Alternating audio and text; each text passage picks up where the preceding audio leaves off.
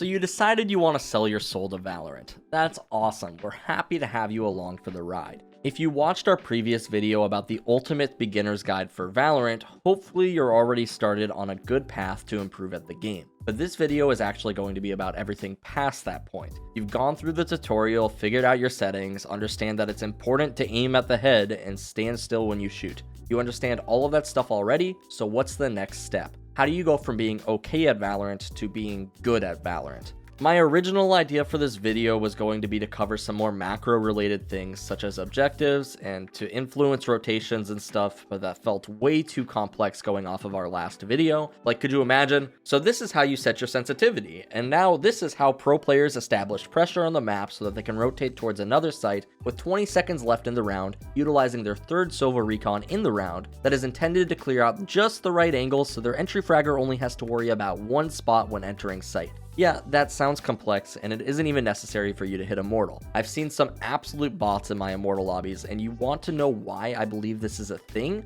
It's because I believe that the barrier for entry to Immortal is very low, which is disappointing for me as an educator, but should be really exciting for you as a player because you can do it. I believe in you. But if you don't need to understand the macro game to hit Immortal, what do you need to understand? I firmly believe that what you need to understand to hit Immortal is how to play your agent and how to not get yourself killed frequently. So that's what I'm going to teach you today. Also, disclaimer, you'll need a base level of aim, but I figured that was probably implied. If you can't shoot things, then you're probably not going to rank up. You don't need crazy aim, but you need okay aim. Starting out with Duelist, because that seems to be the most popular role. Now, for all of these roles, obviously, I can't tell you exactly what to do in every single given situation, but I can tell you the general idea of what the roles do and how you can utilize them to full effect. Duelists have a lot of abilities in their kit that are intended to help them take space. Whether it's flashes like Phoenix, Yoru, or Reyna, or movement abilities like Raze and Jet, all of these agents are capable of doing things that will make it easier for them to move forward and play aggressively. This means, and it's in the name, these agents are pretty good at taking duels, and should generally look to take duels. But remember, the other thing that we need to keep in mind is that we also want to learn how to not get ourselves killed. So how do we take duels without getting yourself killed? Well, this requires you to take intelligent duels. Keep in mind that we're almost always looking for in Valorant to either have a 1v1 engagement or engagements where we have more people than the enemies.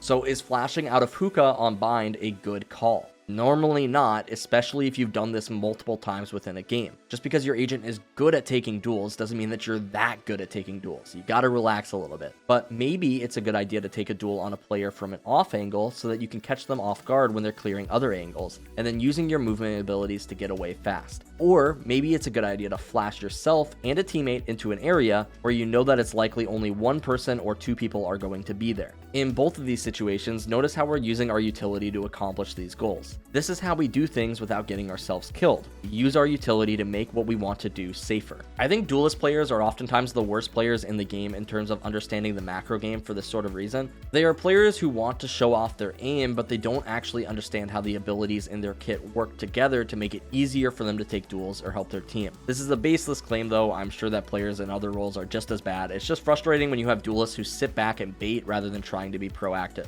Icebox is an example of a map that is very frustrating to play when you have passive duelists, because oftentimes a way to help defend a site is by playing aggressively for picks. There's a lot of really awesome angles that you can post up on an A site, but when these aren't being used, oftentimes you get the urge to play them yourself, even though you're playing, say, Viper. And this is a good transition towards talking about controllers, so let's start to switch our focus. But before we move on to controller, if you want to check out any of our full courses intended to help you reach Immortal, we have all of those available on the website, being updated with new content every week. We also have in-depth courses for any and all agents in the game, so you can look forward to mastering all of the roles in the game yourself. I personally think this is really important for players to understand as well, because it doesn't really stop at learning just one agent. It's also really important to understand what the other agents are capable of to understand how they can help you. Or, for example, if your Viper has no idea what she's doing, you can tell her what to do, and that brings us to our next role, controllers. If you think you're an intelligent player, controller is probably the easiest role to carry with in the game, because it actually has so much impact on the overall outcome of the game.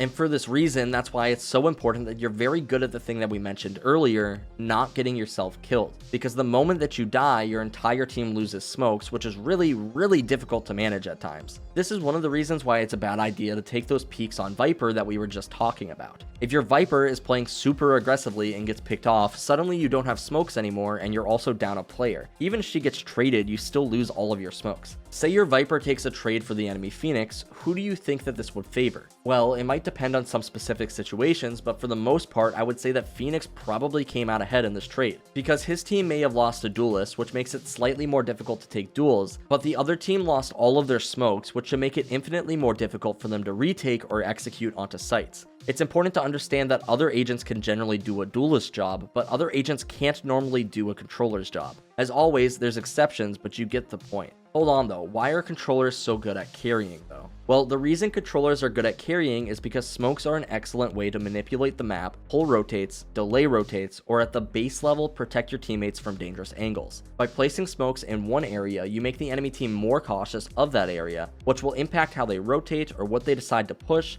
what information they have, and what positions they can realistically play. The thing that most people think about when they think of smokes is smoking the entrances of sites when executing or attempting to hold a site, but this is just all base level stuff. A good controller will also utilize their smokes to pull attention away from what their team is doing, and they will place their smokes at key points throughout the map to deny defenders information. They will be paying attention to the map and placing smokes where their teammates need them without their teammate having to ask. Playing controller is a lot about map knowledge and knowledge of how enemies will react to certain things. For example, if my entire team is grouped up in A main on Ascent at the start of the round as Astra, sometimes what I might do is place a suck at the entrance of B main to try to ensure that nobody pushes through B main on us, and potentially I'll even smoke mid so that people are discouraged from pushing up mid on us. Because there was utility used in these areas, enemies will oftentimes be far more cautious about taking that space that we left open, and suddenly my team is in a way better position because of the utility that I used than if I just placed smokes on the A site 5 seconds into the round. Now, of course, it's entirely possible that enemies just ignore this utility anyway and push up, but you'll find that more often than not, especially if you use this utility to establish pressure in previous rounds, they'll actually respect it. Controller very much seems like it's more of a damage control sort of role.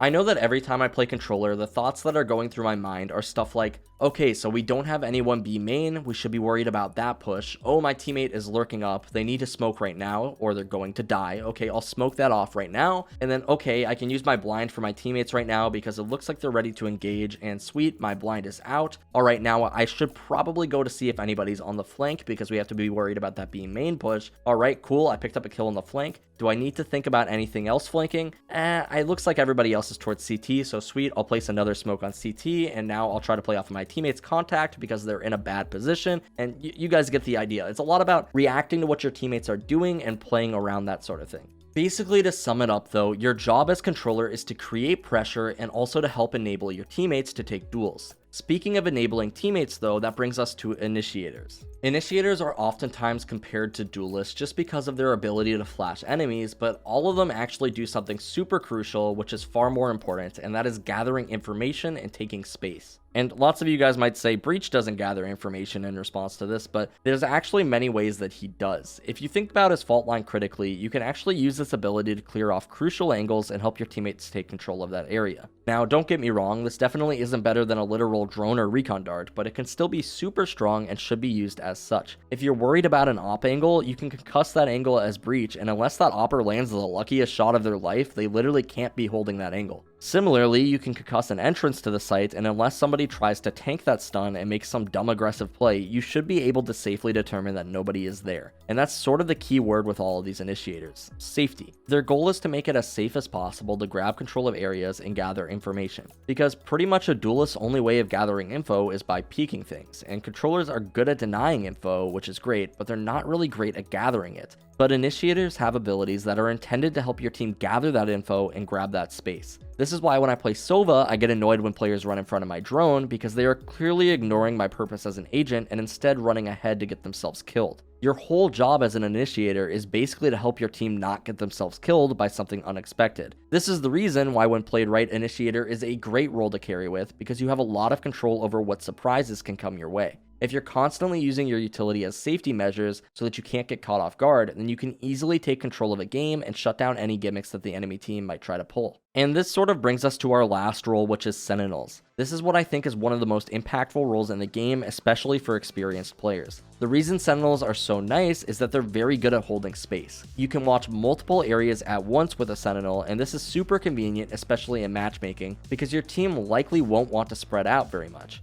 So if your idiot teammates are 4-stacking across the map, you can set up utility to watch all of the rest of the map so that if anybody tries to push up on you guys, you will know. I sort of mentioned how controllers can stop enemies from pushing up earlier, but Sentinels definitely do this better because it's their literal job, holding space and helping your team gather info. By using your utility as a Sentinel, you can make sure that your team is almost never caught off guard by flanks or lurks, or even help your team gather info on rotations. Sentinels are super valuable to have when played right and can be an incredibly impactful role. Now, with all of this being said, when I went through all of these roles, did you catch what all of them had in common? They all have ways to help your team accomplish a task more safely without getting themselves killed. And a lot of them are roles that are intended to be there to help your teammates. This means that there is no excuse for you peeking angles solo and getting yourself killed 2 seconds into the round, because you have utility in place on your team to help you deal with it. Now, sure, if it's deep into the round and you ran out of utility to clear off that op angle and you just need to dry swing it, I guess go for it. But if you're getting killed super early into the round multiple times throughout a game, you are a huge detriment to your team and you need to start playing more safely. And remember, playing safe doesn't necessarily mean slowly, it just means being cautious and using utility to clear stuff out. And if you don't have specific utility in your kit to clear stuff out, request it from your teammates.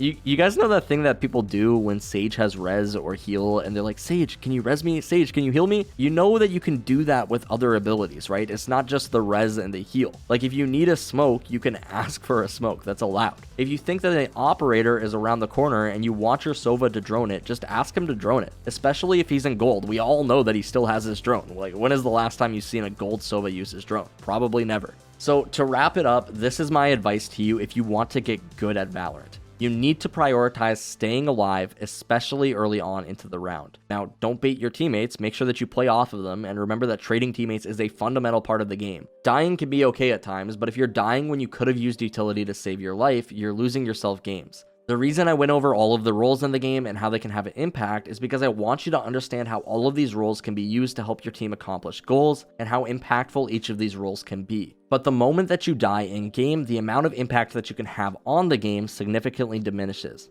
You're allowed to die, but when you die, try to make sure that you had enough of an impact in the round to help your team win. That's going to do it for us here today though. As always, my name is King and we here at SkillCapped want to thank you all for watching. We'll catch you in the next one. How much have you ranked up since using SkillCapped? That would be 5 times now. I placed Iron 1 on my first act. And what rank are you at now? Gold 1. So I jumped from Silver 2 up to Plat 1 within 2-3x maybe. What's your favorite part of the website? I absolutely love the Smurf commentaries. Agent courses and the game sense ones. I think the agent guides. What was your favorite agent guide? I think the jet one. I think it went more in depth on everything. Is there anything that SkillCapped helped you learn that you think would have taken longer otherwise?